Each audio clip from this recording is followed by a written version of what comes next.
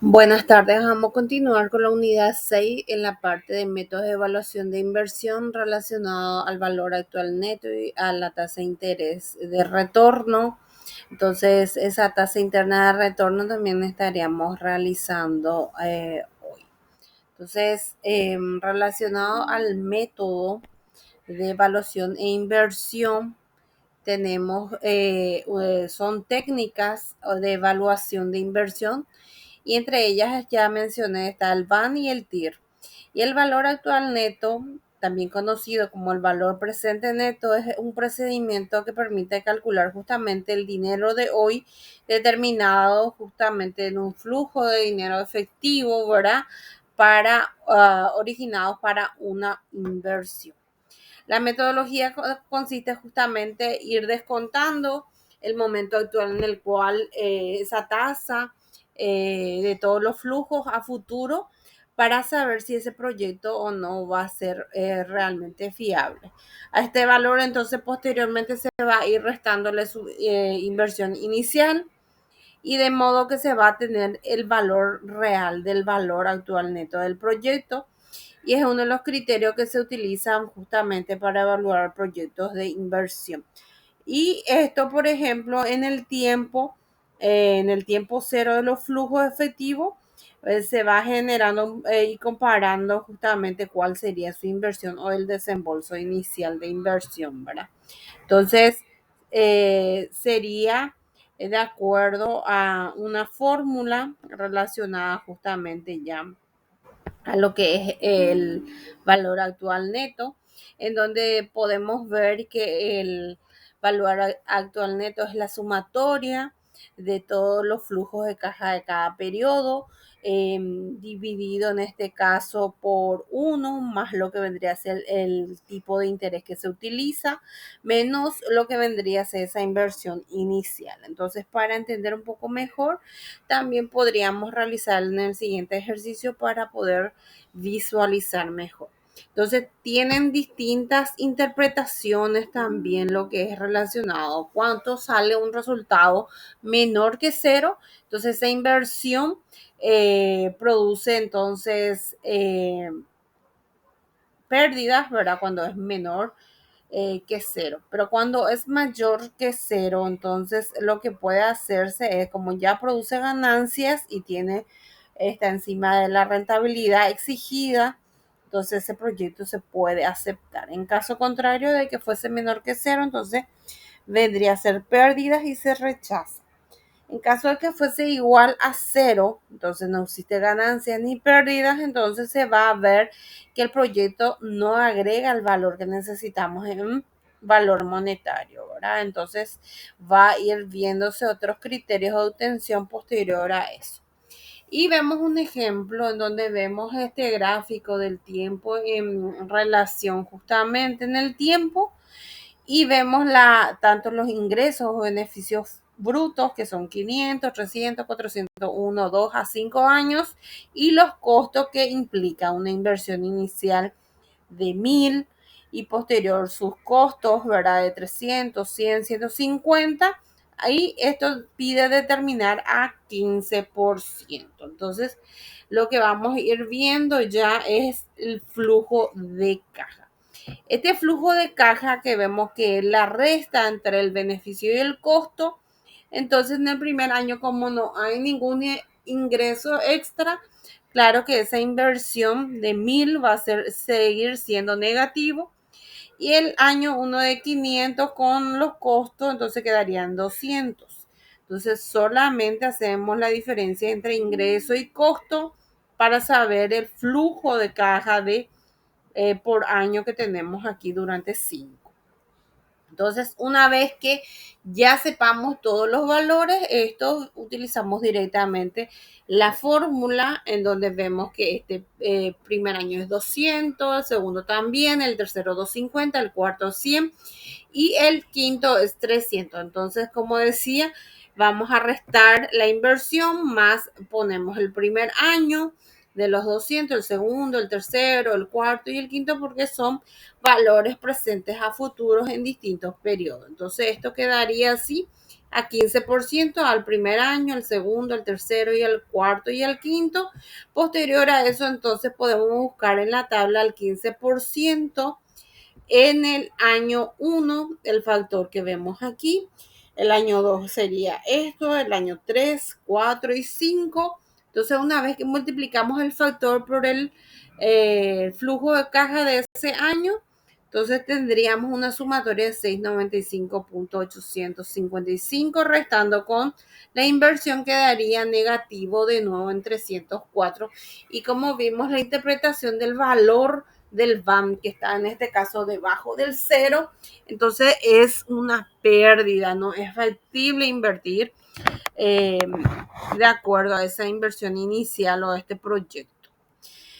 En cambio, cuando tenemos una tasa interna de retorno, que es un tipo de descuento que se hace igual a cero del BAM, del valor actual neto, entonces se ve que es la sumatoria justamente ya de esta tasa de interés, en donde los ingresos van actualizándose e igualándose también los costos actualizados. Es la tasa por la cual se recupera la inversión, y la tasa máxima justamente se puede endeudar para no perder dinero con la inversión.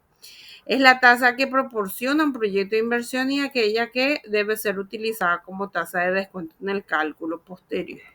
Entonces, también tiene unos resultados. Esto es la tasa de rendimiento interno, que es la herramienta para tomar decisiones de inversión, en donde se ve si es o no factible esa inversión.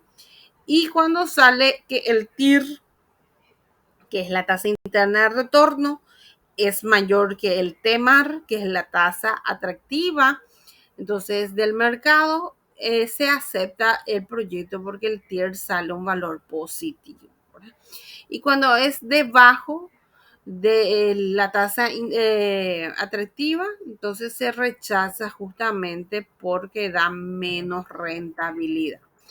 Y la tasa atractiva representa un costo oportunidad, o sea, que una tasa mínima atractiva de rendimiento en el cual se hace una comparación y se ve o no verá justamente la factibilidad de ella. Entonces, la tasa de interés que genera un valor menor que cero, se necesita otra tasa de interés que genere un BAN mayor que cero para poder eh, calcular la tasa interna de retorno. Entonces podemos ver en este ejercicio que pide determinar la conveniencia de invertir en una alternativa cuya tasa atractiva es de 25 y da justamente el método de BAN para poder realizarla. Aquí vemos un beneficio al año 1 al 3 y una inversión de 8.35. Entonces, una vez que realizamos la diferencia, tenemos el flujo de caja y podemos ir viendo también este flujo de caja que ya bajamos en este cuadro, que primeramente buscamos al 25%, como decía, una tasa atractiva del 25, empezamos desde 25 y el factor del primer año en la tasa, entonces buscamos en la tabla de factores en el año 1, 2 y 3 y en el año 0 es 1 porque esa inversión multiplicado a 1 va a ser el mismo, o sea que es el mismo monto negativo inicialmente. Entonces, multiplicado ya ese flujo de caja del primer año con el factor del primer año al 25%, da una actualización de ese 350 a 280 y al 450 por el factor terminan 288. Entonces, va a seguir multiplicándose los 3 años, posteriormente se suman los 3 primeros años y da una sumatoria de 875,2. Una vez que sumamos el año 1 al 3, restamos con lo que es la inversión, que ya es negativa, entonces da un valor positivo. Que decía que para calcular el TIR teníamos que buscar un BAM mayor que cero y un VAM menor que cero. Entonces esto es mayor que cero, ahora necesitamos que sea menor que cero, o sea que tenemos que alzar la tasa para encontrar ese número. Entonces en la tabla del factor 30%, buscamos en el año 1, 2 y 3, asimismo el factor, y multiplicamos en donde ya vemos el año 1 al 3 sumado, ¿verdad? 808,58. Una vez que tenemos esa sumatoria, también restamos la inversión y queda un valor negativo de 26,42. Entonces, una vez que ya tenemos ese valor, nosotros llevamos esto a un valor absoluto de los resultados, ya sea del VAM sobre cero y debajo de cero, en donde 40,2 más 26,42 da una sumatoria de 66,595. Esto estaba en un rango del 5% porque uno salió a 25%, el otro a 30%, entonces la diferencia es de 5% esa sumatoria, en donde utilizamos el valor sobre cero para saber cuánto es el porcentaje. Una vez que hallamos en una regla de 3, sale 3,018%. Y esto entonces se le va a sumar ese factor a esa tasa de interés menor, que es del 25% más 3, que sale 28,018. Entonces aquí vemos ya que la tasa interna de retorno sale 28,018 en comparación al TEMAR, que era 25, y dijimos que cuando es superior a la tasa atractiva del mercado, entonces se acepta la alternativa porque es mucho más factible y rentable relacionado a esa tasa atractiva del mercado. Entonces eso sería la forma de calcular el TIR. Posterior a eso, entonces nosotros vamos a entrar ya hoy lo que va a ser las decisiones financieras también relacionadas a lo que es la unidad en sí 7, ¿verdad? Entonces vamos a ir viendo la unidad 7, que ya son decisiones o lo que viene a ser el servicio de la deuda, ¿verdad? Entonces va a ser servicio de la deuda.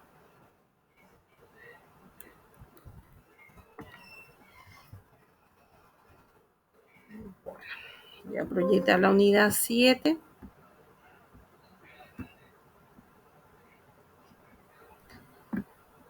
Que sería relacionado justamente a esa unidad 7. Entonces, las decisiones financieras de inversión serían entonces la unidad 7, que hoy adentramos ya a lo que es relacionada a esta unidad. Y estas decisiones financieras se hacen de acuerdo al crecimiento de las empresas para saber también la importancia de su financiación y también para saber cuánto podría implicar una inversión para mejorar tal vez el proceso de producción o en alguna área de la organización, o el crédito es el cambio en el cual justamente se va viendo esa promesa, entonces se va viendo la definición de crédito de un préstamo de venta a largo plazo, a corto plazo, y vamos viendo los tipos de crédito. Algunos criterios son, por ejemplo, de acuerdo a su actividad o financiamiento, están justamente las de ahorro personal, también las que se utilizan para el capital propio mismo, ¿verdad? De la empresa, necesita un poco de capital para acciones de inversión, para lo que va a ser los créditos que ofrecen los entes bancarios.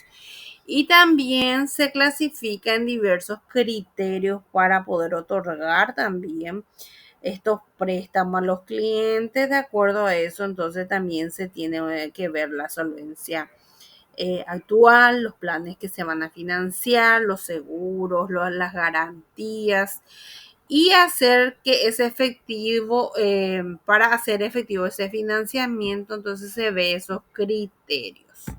Entonces también se hace una clasificación en función al tiempo. Se otorgan créditos ya sea a corto, mediano o largo plazo. Corto cuando es menos de un año, mediano cuando es entre 1 y 3 años y largo cuando es mayores a 5. En función a la garantía puede ser a sola firma, en donde justamente se puede operar de acuerdo a su solvencia personal. Una codeudoría es de acuerdo a lo que solicita, ¿verdad? Una tercera persona con capacidad patrimonial, entonces puede respaldar una operación financiera. Y en cuanto también a la función de garantía, puede ser prendaria cuando son tomados bienes, muebles, máquinas de la empresa, hipotecaria cuando se tiene inmuebles, pudiendo también esto poder ser de primero o segundo rango, de Warram, en donde se habla más bien de bienes que han dejado o tiene almacenes generales de depósito, entonces se empeña, por así decir, el depósito, el inventario. Las bancarias, que pueden ser también externas, y se avala la operación de la persona. Las operaciones colaterales, cuando son bloqueadas esas cuentas también con respaldo de operación. De acuerdo a la función del destino, se otorga un crédito personal, comercial o industrial. Y personal es, como dice su nombre, justamente para un consumo personal. Comercial es para usar como un capital operativo. Las industriales tal vez para destinar algún tipo de equipo para activo fijo, como alguna maquinaria un poco más cara.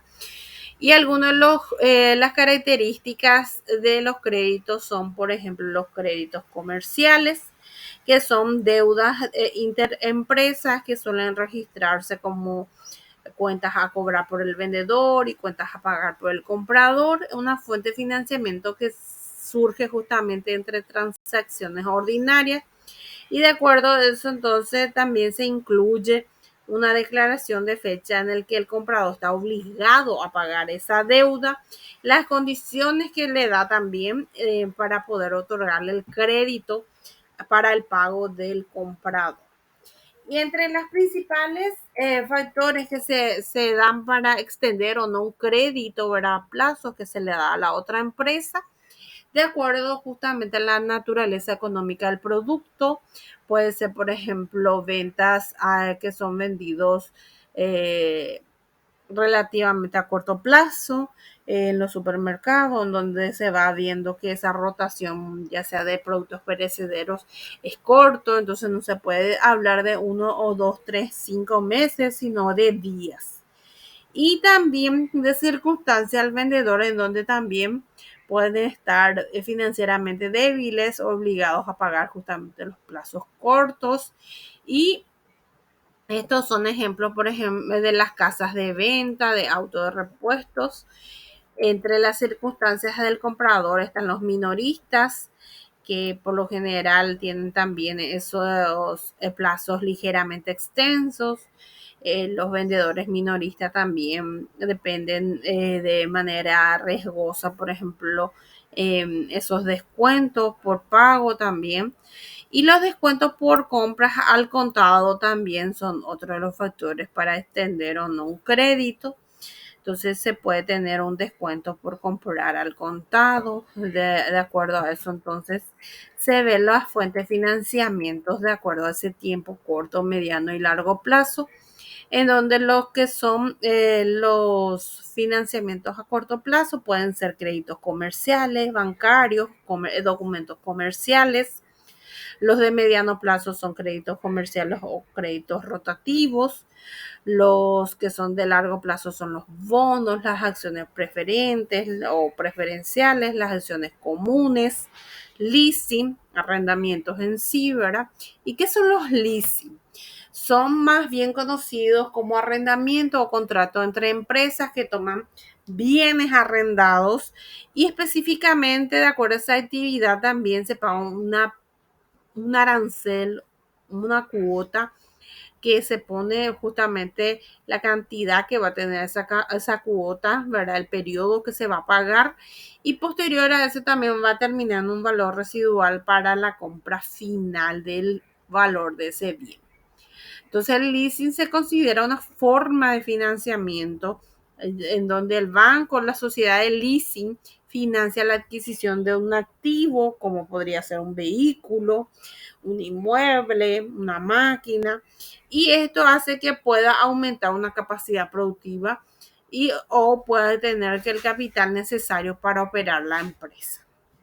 Los créditos bancarios son justamente como dice tienen importancia porque son a corto plazo préstamos de acuerdo a un balance que se presenta como documentos a pagar.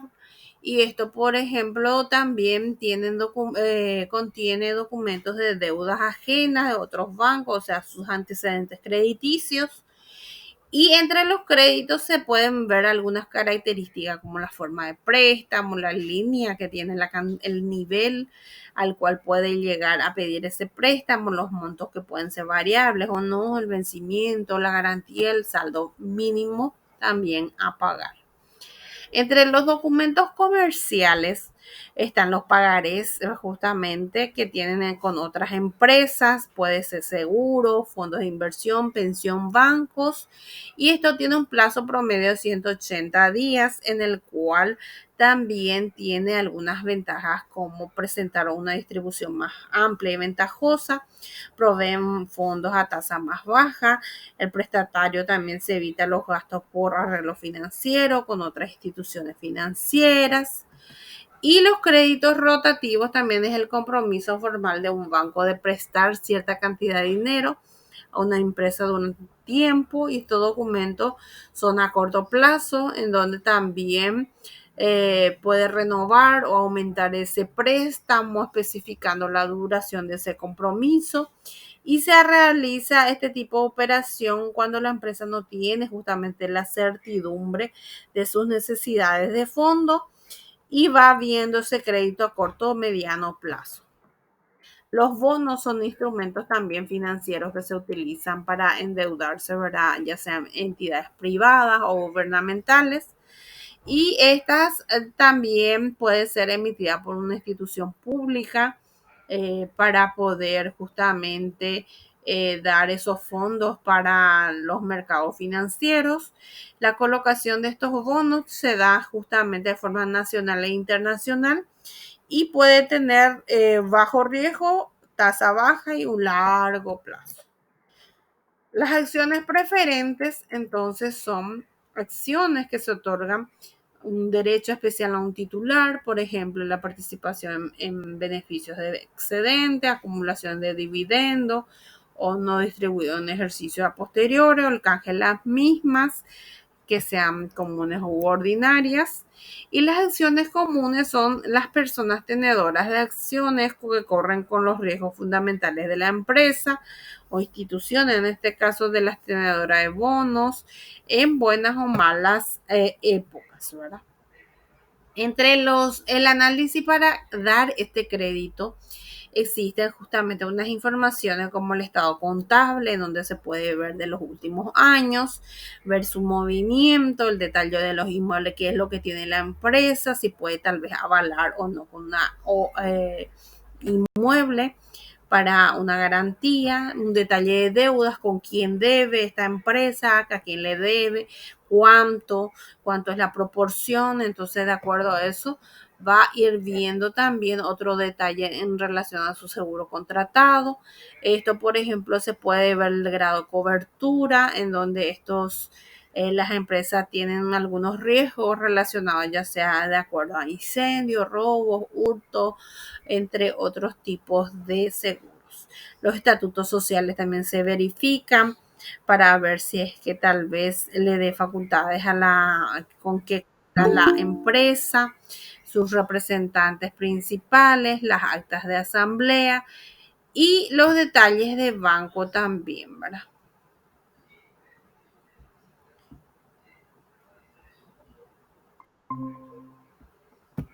Y como iba diciendo, entonces también se puede ver otro de los factores que son del análisis y evaluación de los créditos, los términos de ventas, que puede ser para saber el giro del negocio, el motivo por el cual también va a necesitar el tiempo para pagar, las condiciones que tiene también el cliente potencial y los detalles del producto comercializado ya de acuerdo al producto que ofrece también la empresa, si tiene o no el periodo de reposición estimado.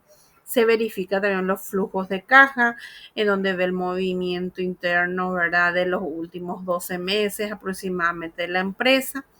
Y también se ve el informe confidencial referente a una referencia comercial, antecedentes de pago, qué tal es sus antecedentes o como un buen o no deudor.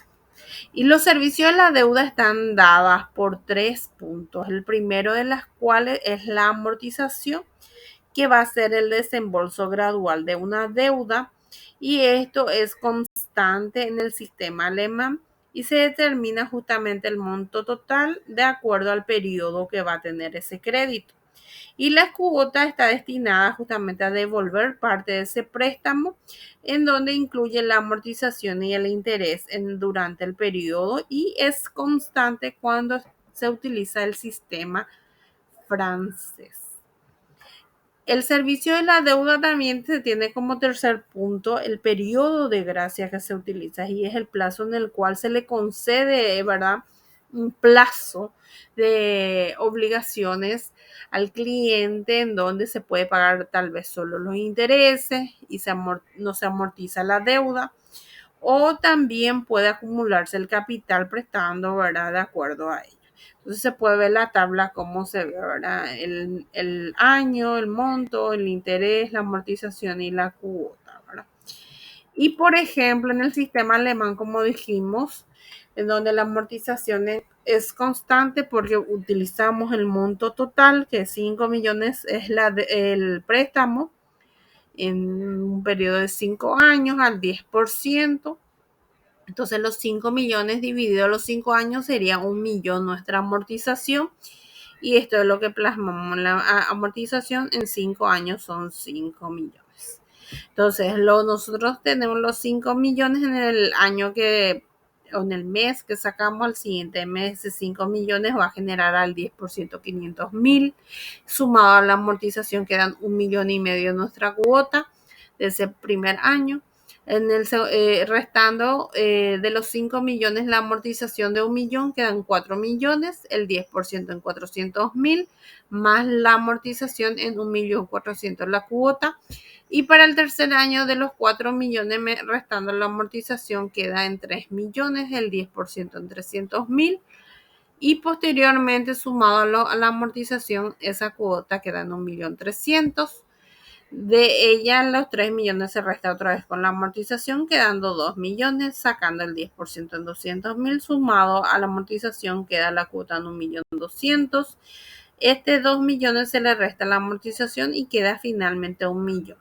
Este 1 millón, entonces multiplicado por el 10%, queda en una cuota 1.100.000, y sumado cuota es interés más amortización, entonces en 6,5 millones. Entonces nuestro interés debería de dar 1,5 millones aquí. Entonces, ¿qué es lo que hay aquí? ¿Cuánto es lo que realmente retornamos del préstamo solicitado? En este caso de los 5 millones. Entonces tenemos la sumatoria de intereses, que es 1,5 millones dividido el capital que prestamos, 5 millones, y retornamos un 30%. Ya en el sistema francés, este 5 millones, si es que vamos a comparar entre sistemas, vemos en nuestra tabla del 10% a 5 años, ha dado P porque va a ser una cuota, entonces nos da un valor de 1.319.000. Entonces, como decía que el sistema francés, su cuota es constante, entonces ya tenemos la cuota. Entonces sería similar al anterior. Los 5 millones multiplicado por el 10% es 500.000. Restado la cuota sería nuestra amortización. Esta amortización, restamos los 5 millones, sería el resultado de 4.181.000. Entonces sacamos el 10%, restando a la cuota, queda 900 guaraníes, ¿verdad? Esto restado a los 4 millones queda 3.280.000, 100, el 10% le quitamos, el restamos de la cuota, nos sale la amortización y esto restamos justamente a los 3.210.000, que va a quedar en 2.289.110, sacando el 10%. Entonces queda en 228.911, restado a la cuota quedan 1.090.089, restando entonces otra vez al monto, queda en un capital de 1.119.000. Entonces sacando el 10% y restando con la cuota queda nuestra amortización entonces en 1.199.098. Esta suma da un aproximado de 5 millones, no exacto por los decimales, en donde vemos que el interés es 1.594.000.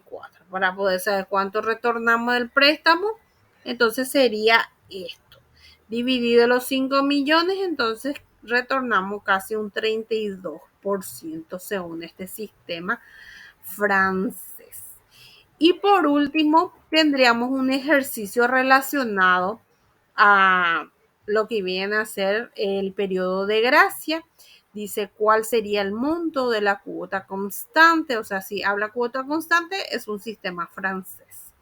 De un préstamo de 20 millones a 10 años de plazo, pagando una tasa anual del 15%. Si el banco le concede un periodo de 2 años sin pago de intereses. Entonces, si no se paga intereses, se hace un paso de deuda real, ¿verdad? Entonces, el valor futuro sería igual al valor presente, en donde tenemos 1 más I a la N. Esto vendría a ser los 20 millones, este 2 está de más aquí, debería ser solamente F. Y los 20 millones multiplicado por 1,15 al cuadrado debería de dar 26.450.000. Entonces, si yo 2 años solo pago, no pago absolutamente nada, me da dos años de periodo de gracia sin pago alguno, mi deuda de 20 millones termina siendo 26 millones. Posterior a eso, entonces mi cuota sería 26 millones su valor presente, y esto posteriormente buscamos al 15% hasta 10 años, ¿verdad? Porque no llegamos a pagar intereses. Entonces, en este caso, queda en 10 años, esos 10 años, entonces buscamos en la tabla del 15% ese factor y sale 0,19.925, que multiplicado con esa deuda real de 26.450.000 queda en una cuota de 5.270.162,5 millones. En este caso es guaraníes en un año, ¿verdad? Porque usamos una tasa y un periodo anual. Entonces sería hasta aquí esta unidad número 7. ¿Alguna consulta, Milciades?